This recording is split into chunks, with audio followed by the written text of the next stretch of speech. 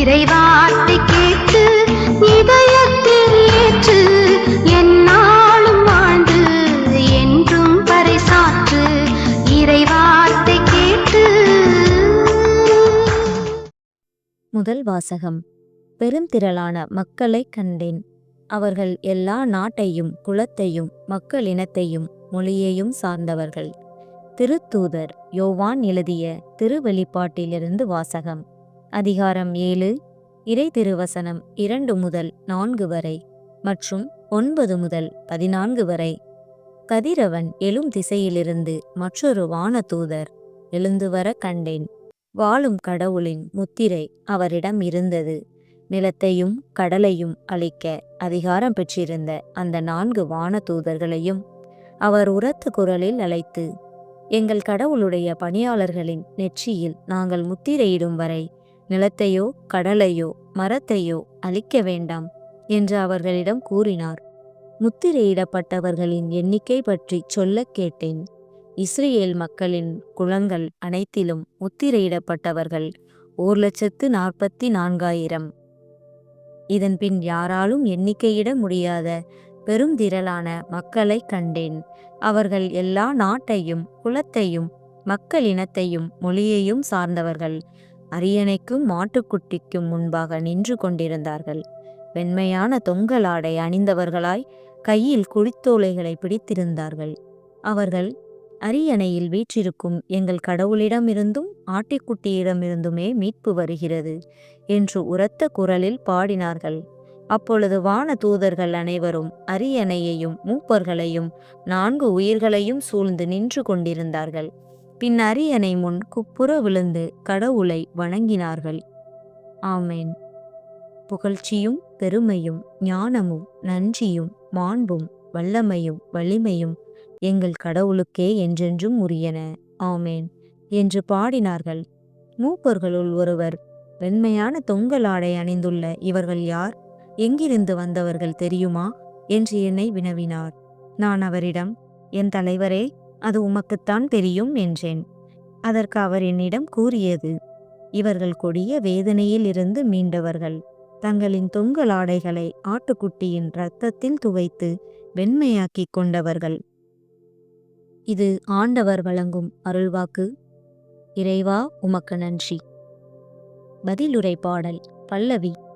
ஆண்டவரை நாடுவோரின் தலைமுறையினர் இவர்களே. மண்ணுலகும் அதில் நிறைந்துள்ள அனைத்தும் ஆண்டவருடையவை. நிலவுலகும் அதில் வாழ்வனவும் அவருக்கே சொந்தம். ஏனெனில் அவரே கடல்களின் மீது அதற்கு அடித்தளமிட்டார். ஆறுகள் மீது அதை நிலைநாட்டினவரும் அவரே. ஆண்டவரை நாடுவோரின் தலைமுறையினர் இவர்களே. ஆண்டவரது மலையில் ஏற தகுதியுள்ளவர் யார்? அவரது திருத்தலத்தில் நிற்கக்கூடியவர் யார்? கரைபடாத கைகளும் மாசற்ற மனமும் உடையவர். பொய்த் தெய்வங்களை நோக்கி தம் உள்ளத்தை உயர்த்தாதவர். ஆண்டவரை நாடுவோரின் தலைமுறையினர் இவர்களே. இவரே ஆண்டவரிடம் ஆசி பெறுவார். தம் மீட்பராம் கடவுளிடமிருந்து நேர்மையாளர் என தீர்ப்பு பெறுவார். அவரை நாடுவோரின் தலைமுறையினர் இவர்களே.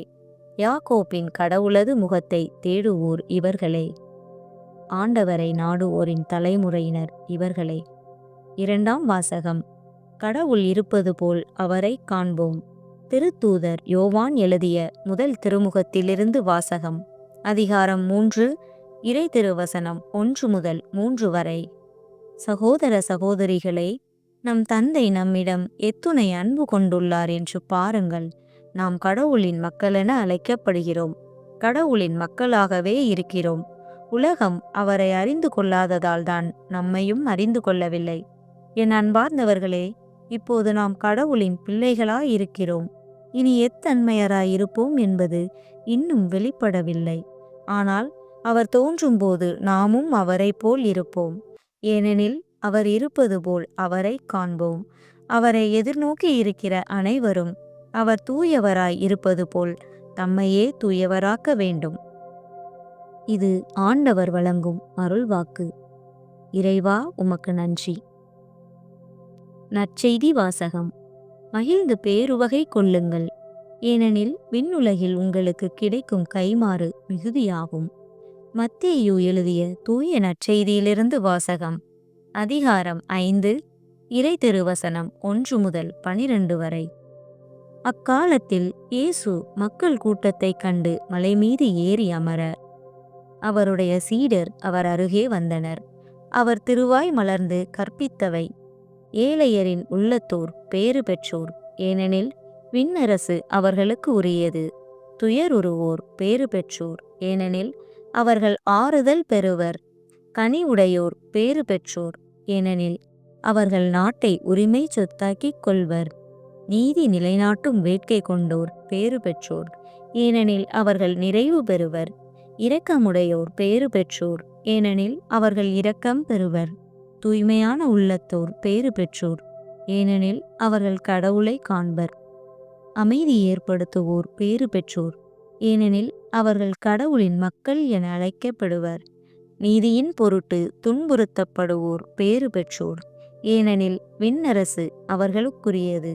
என் பொருட்டு மக்கள் உங்களை இகழ்ந்து துன்புறுத்தி உங்களை பற்றி இல்லாதவை பொல்லாதவை எல்லாம் சொல்லும்போது நீங்கள் பேறு பெற்றவர்களே, மகிழ்ந்து பேருவகை கொள்ளுங்கள், ஏனெனில் விண்ணுலகில் உங்களுக்கு கிடைக்கும் கைமாறு மிகுதியாகும். இது ஆண்டவர் வழங்கும் அருள்வாக்கு. கிறிஸ்துவே உமக்குப் புகழ்.